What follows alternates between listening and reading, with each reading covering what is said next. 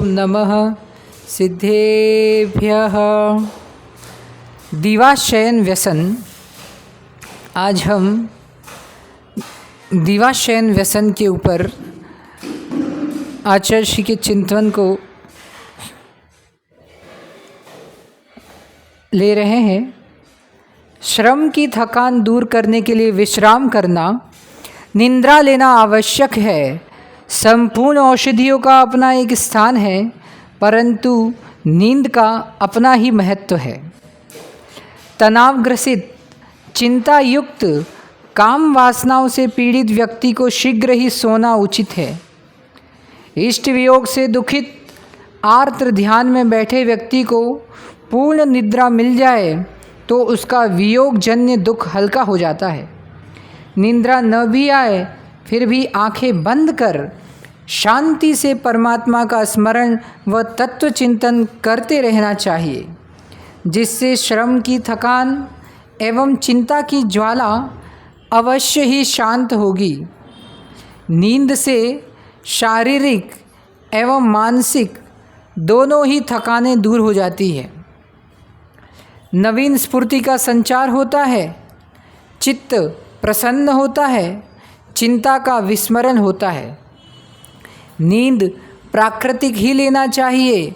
नींद लेने के लिए गोली आदि न खाएं, न ही अन्य किसी को सलाह दें, क्योंकि उष्ण औषधि व्यक्ति के अंदर धीरे धीरे उन्मत्तता को जन्म देती है। ऐसा उन्मादी कई बार आत्महत्या का भी प्रयास करता है। उसके मुख की आभा भी फीकी पड़ जाती है, स्वभाव चिड़चिड़ा सा हो जाता है। वह सामान्य जीवन से हटकर विशेष जीवन जीने लगता है। ऐसा श्रम करो जिससे समय पर स्वाभाविक नींद आए। कुछ लोग शीघ्र सो जाते हैं तो कभी देर से। ऐसे लोगों की कोई समय सारणी ही नहीं होती। वे हमेशा मानसिक और शारीरिक दुख से पीड़ित रहते हैं।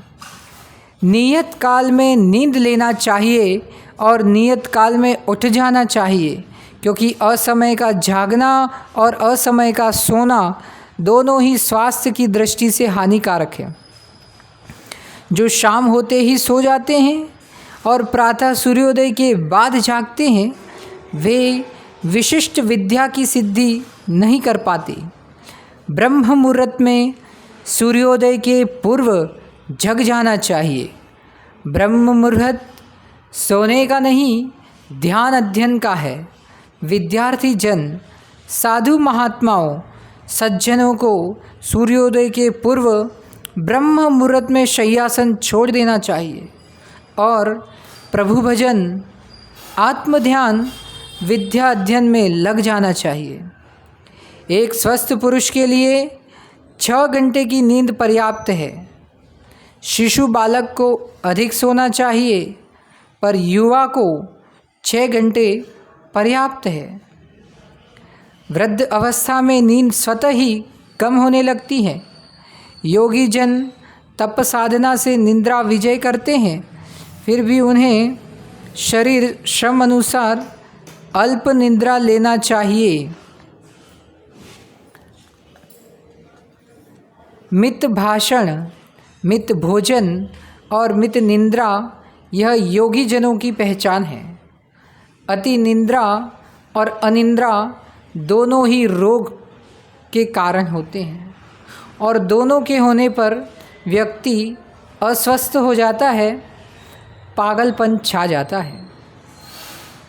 नींद ना आए तो क्या करें? यदि नींद ना आए तो शांति से सद साहित्य का स्वाध्याय करना चाहिए। धीरे धीरे नींद आ जाएगी। नींद ना आने पर पंच परमेशी का ध्यान करना चाहिए। दिन में भोजन में आंवला लेना चाहिए। सिर में ब्राह्मी, जटामासी व बादाम का तेल लगाना चाहिए। सरसों का तेल पैर के तलवों में लगाएं, परंतु नींद की गोली ना खाएं।